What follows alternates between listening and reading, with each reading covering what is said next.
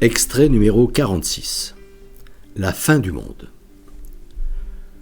Le royaume des cieux est semblable à un filet qu'on jette en mer et qui ramène toutes sortes de choses. Quand il est plein, les pêcheurs le tirent sur le rivage, puis ils s'asseyent, recueillent dans des paniers ce qu'il y a de bon et rejettent ce qui ne vaut rien. Vient alors le commentaire « Ainsi en sera-t-il à la fin du monde », dont je comprends qu'elle n'est pas l'échéance d'un jour dernier fin du monde cosmique futur, où tous les membres de l'humanité ayant existé depuis Adam jusqu'à la fin des temps seront jugés, mais où le jugement définitif, c'est nous qui le portons sur nous-mêmes, maintenant.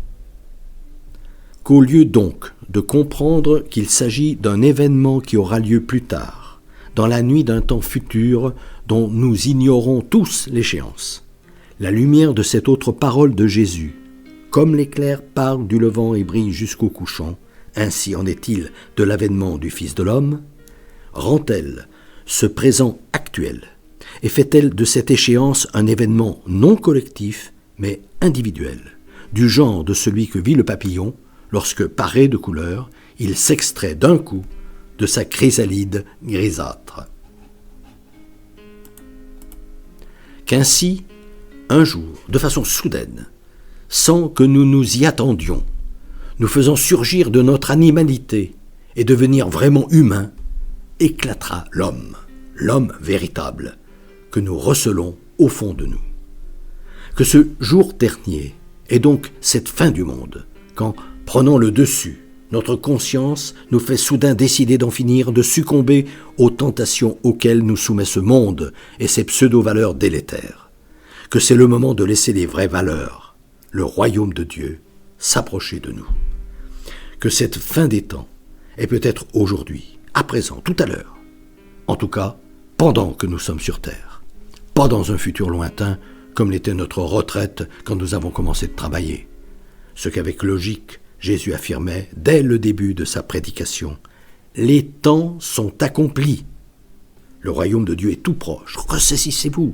Croyez à la bonne nouvelle. Jésus, qui se souciait davantage de nous apprendre à bien vivre aujourd'hui, plutôt qu'à bien mourir, nul ne sait quand. Soulignant que cette échéance immédiate, il faut nous y préparer tout de suite, en écoutant attentivement ce que nous dit notre conscience, pour déjà porter un regard vrai sur ce qui nous entoure, tous ces êtres inanimés et vivants dont Dieu se sert pour nous encourager à faire le bien, qu'il récompense déjà du bonheur en nous rendant heureux lorsque nous avons rendu notre prochain heureux, et non le mal qui consume et fait entrer dans cette fournaise ardente où sont les pleurs et les grincements de dents, pour nous montrer sa face, comme on est loin d'une fin du monde qui se passera dans des milliers d'années, quand notre planète disparaîtra.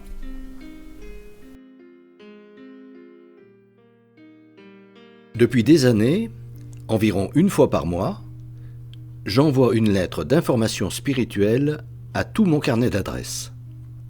Le thème du moment est, depuis janvier 2019, « Être chrétien, ça veut dire quoi ?»